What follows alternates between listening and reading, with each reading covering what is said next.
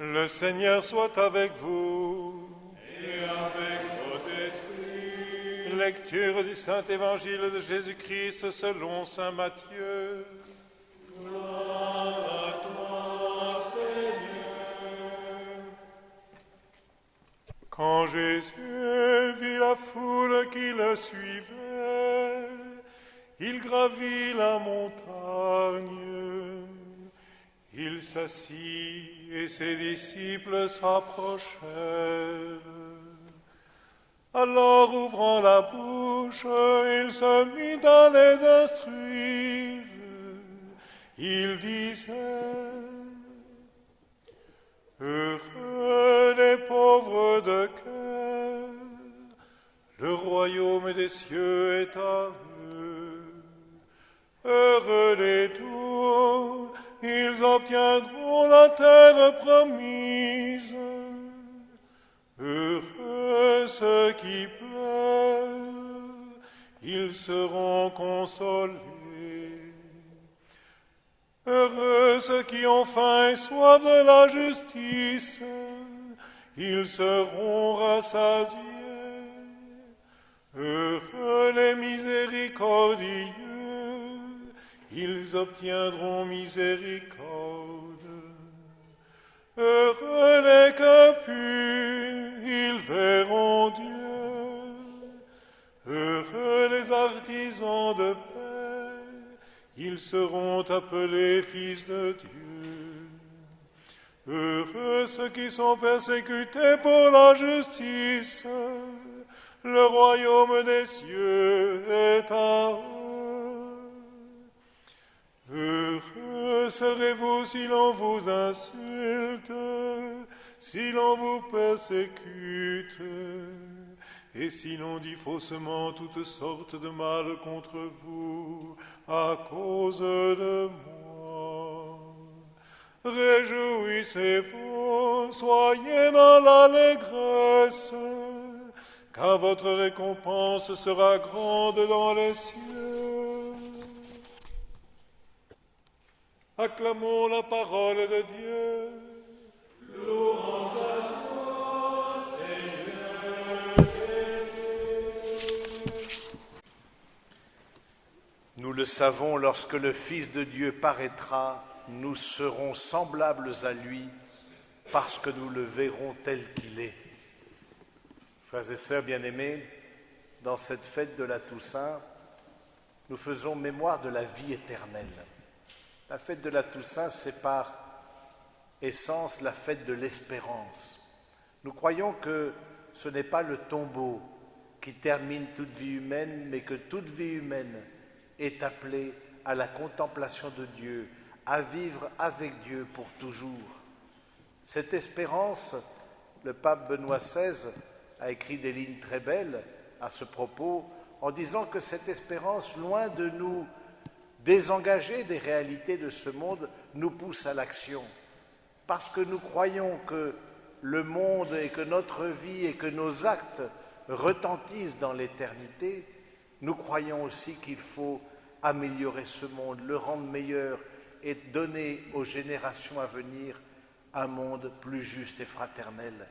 Oui, l'espérance en la vie éternelle nous permet aussi de prendre conscience que chacun de nos actes, d'une manière ou d'une autre, retentissent dans l'éternité.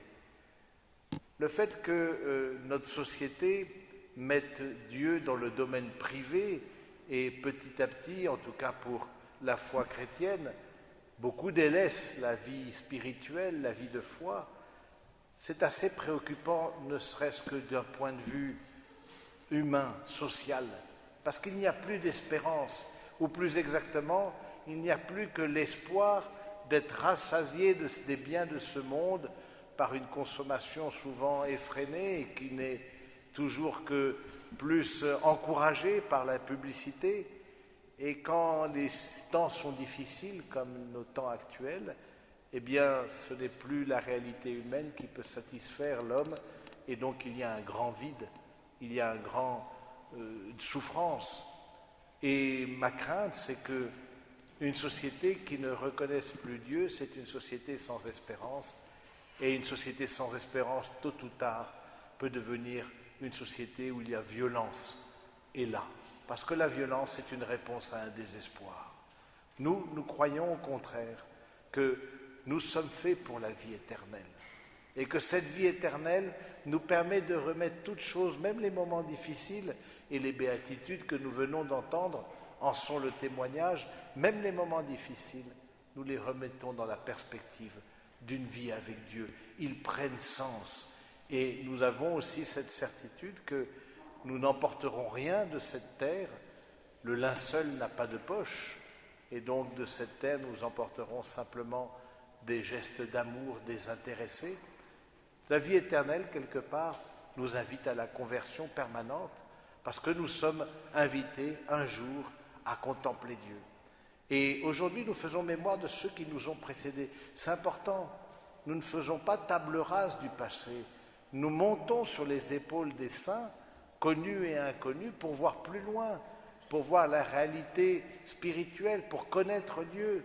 Ce qu'a découvert Saint Augustin, un Saint Jérôme, une Thérèse d'Avila, pour les plus grands saints, mais peut-être des saints plus connus. Il est bien de faire mémoire dans nos familles d'une grand-mère, d'une mère, d'une épouse, d'un père, d'un cousin, d'un prêtre que l'on a connu et qui nous ont aidés dans la vie spirituelle, parce que je fais mémoire de ceux qui ont vécu dans la vie de foi et qui maintenant, je le crois, dans la foi, sont avec Dieu. Eh bien, je demande aussi leur prière. C'est ça aussi, croire en la vie éternelle, parce que le croyant n'est jamais seul. Le croyant n'est jamais seul. Et donc, je supplie la grâce pour découvrir dans ce monde déjà les traces du royaume et de l'invisible. Oui, frères et sœurs, nous sommes appelés, chacun d'entre nous, par la fête de la Toussaint, à rentrer dans l'espérance, à découvrir qu'il y a quelque chose de plus grand qui se joue dans notre vie qu'une simple réalité humaine, matérielle, tangible, économique. Nous croyons que se joue dans notre vie, eh bien, le face-à-face avec Dieu. Tu nous as fait pour toi, Seigneur, disait saint Augustin, et notre cœur n'a de repos qu'en toi. Mais pour que ce face-à-face avec Dieu puisse trouver forme, puisse avoir creusé en nous une demande, eh bien, il y a les béatitudes.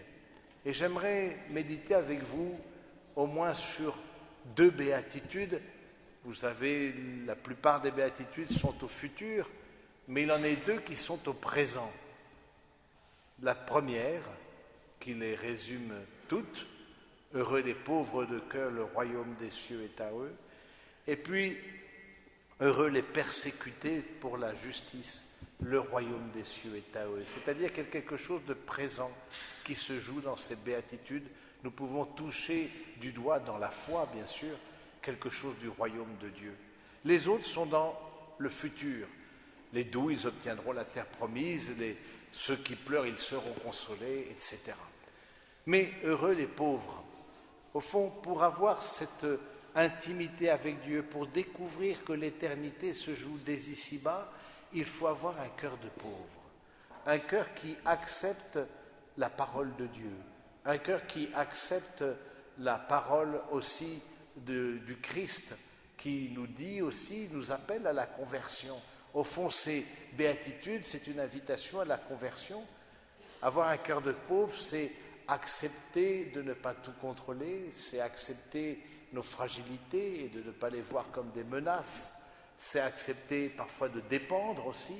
Avoir un cœur de pauvre, c'est de ne pas mettre notre propre point de vue ou notre propre pensée à l'origine de tout, mais de reconnaître qu'il y a Dieu qui lui-même vient nous éclairer par sa révélation. Oui, le cœur de pauvre, c'est celui qui accepte de rentrer dans une intimité avec Dieu en sachant qu'il a besoin de Dieu pour tout. Comme disait l'apôtre saint Paul, « Que n'as-tu que tu n'aies reçu ?» Et Jésus lui-même rappelle « Sans moi, vous ne pouvez rien faire. » Oui, frères et sœurs, la fête de la Toussaint nous invite à une plus grande confiance en Dieu, une plus grande dépendance d'avec lui, parce que nous avons cette tentation d'une toute-puissance, d'une forme d'orgueil qui fait que je n'accepte pas de dépendre. Non serviam, je ne servirai pas.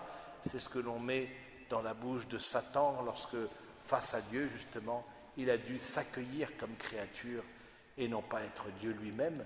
Il y a une tentation, vous savez, lorsque l'on refuse la foi, c'est que l'on devienne soi-même Dieu, on se prend pour tel. C'est ça. La prière, au fond, c'est reconnaître que j'ai la présence de la transcendance. Mais l'absence de prière, l'absence de foi, c'est de se mettre soi-même à l'origine des choses. Alors on ne le dit pas comme ça, parce que si vous dites « je suis Dieu », ben vous aurez peut-être des problèmes et quelques médecins vous interneront en disant « mais non, ça se soigne très bien ». Mais c'est beaucoup plus subtil. Des gens tout à fait sains d'esprit qui n'acceptent d'autre autorité qu'eux-mêmes, qui mettent leur intelligence en particulier, leur intelligence à la source de tout. Voilà, alors que la Toussaint, c'est de mettre ce qu'il y a d'infini en nous, et ce qu'il y a d'infini, c'est notre capacité de connaître et notre capacité d'aimer. Ce qu'il y a d'infini, on le met dans la dépendance. On le fait passer par la porte étroite, la porte des pauvres.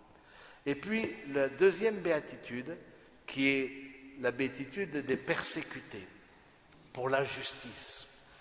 Et elle est au présent. Donc ça nous dit aussi quelque chose que quand on rentre dans cette béatitude, je goûte déjà une anticipation du règne de Dieu. Cette béatitude, au fond, c'est cette certitude de la justice, la justice, chercher le royaume de Dieu et la justice, c'est-à-dire d'être ajusté à Dieu, bien sûr la justice humaine, mais il ne s'agit pas simplement d'une justice humaine, mais chercher le royaume et essayer d'être ajusté à la parole de Dieu, et essayer de vous laisser façonner par la parole de Dieu. C'est vrai que parfois, parce que nous sommes croyants, peut-être moins sous nos latitudes, mais sous d'autres latitudes, parce que nous sommes chrétiens, eh bien, il nous faut subir l'opprobre, il nous faut subir le rejet, il nous faut subir parfois même la persécution et même le martyre. À travers cette béatitude, ça nous dit que la vie éternelle, elle souffre aussi violence, dans le sens où elle n'est pas faite pour les tièdes, elle est faite pour ceux qui ont un grand désir dans le cœur et qui, même s'il n'en coûte aussi parfois de passer par des moments difficiles. Oui, la vie éternelle, ça appelle aussi de rentrer dans la passion du Christ, d'accueillir cette passion de la main du Seigneur, ces différentes souffrances, non pas comme une désespérance, mais au contraire comme un appel à grandir dans la confiance. Frères et sœurs bien-aimés, nous sommes appelés, chacun d'entre nous, à témoigner de cette vie éternelle. Quand vous êtes père et mère de famille, et quand on met un enfant au monde, nous le croyons ainsi, nous ne le mettons pas simplement au monde pour cette vie, nous le mettons au monde pour la vie éternelle. Et ça change tout, parce que du coup, on l'éduque en pensant qu'un jour, il contemplera Dieu. Et donc, on l'éduque en pensant qu'au fond, il y aura cette, comme le dit saint Jean, parce que nous le verrons, nous serons semblables à lui, à Dieu, parce que nous le verrons tel qu'il est. Il est appelé, chaque personne humaine, et en particulier les enfants, parce qu'il y a quelque chose qui se joue dans l'enfance de très fort, est appelé à cette contemplation. Alors oui, au fond, la vie éternelle nous pousse à l'action, je le disais, mais nous pousse au fond à avoir une profonde confiance dans notre réalité humaine, une profonde confiance aussi dans notre monde, que ce n'est pas le mal qui aura le dernier mot, c'est la parole de Dieu, la miséricorde de Dieu qui aura le dernier mot. C'est ça la fête de la Toussaint. Nous faisons mémoire de personnes connues et inconnues où la parole de Dieu, où la promesse de la miséricorde de Dieu a eu le dernier mot. C'est ça la fête de la Toussaint. Et donc du coup, ça nous met dans on voit la réalité, le mal. Il ne s'agit pas d'être d'un optimisme béat et inconscient. Non, on voit le mal, mais on ne se laisse pas arrêter par le mal quand il s'agit d'aimer. Ça veut dire qu'on grandit dans notre âme, une grandeur d'âme. Alors que si l'on voit la vie simplement à l'aune des réalités terrestres, eh bien forcément, face à la difficulté, au mal, à l'injustice, on se protège et puis on essaie de tout sécuriser comme on voit dans notre société. C'est aussi intéressant, la mentalité sécuritaire, le risque zéro, tout est normé, tout doit être... Bon, c'est bien parce que ça évite des difficultés, des souffrances certainement, mais derrière ça, Il y a l'idée qu'au fond, rien ne doit échapper à l'homme et que l'homme n'est pas un pauvre, non, l'homme est un tout-puissant qui doit tout maintenir dans ses mains.